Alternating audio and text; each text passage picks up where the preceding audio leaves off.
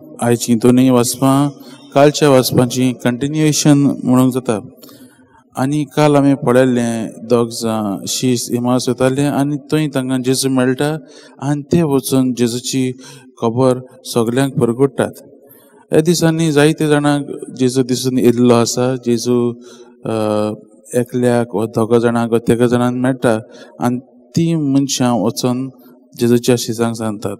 पूण आयज आमी पळयता जेजू खूद ते सांगता आसतना आपुणूच येता आनी आमी पळयता हे शिसांचें रिएक्शन कितें जाता ते सगळे घाबरलेले आसतात. ते सगळे तटाकतात कित्याक तांकां जेजू ते जाणां थोडे दीस पयलीं जेजू मेल्लो, जेजूक मरण फावो जाल्लें आनी आयज जेजू तांच्या मदेकूच आसा ते तांकां मानून घेवंक मातशें अवघड लागता.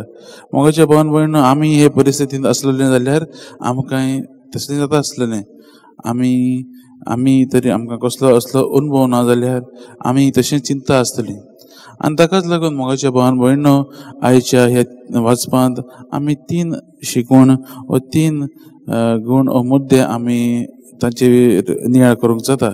पयलें म्हणल्यार जेजू आमकां सांगूं सोदता की पुनर्जीवनपण खरें.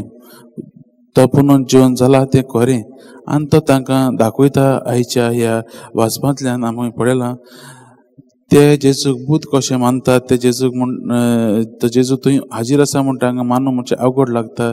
आनी ताकाच लागून जेजू म्हणटा आपणाक सांसपून पळयात, आपणाक हात लावन पळयात.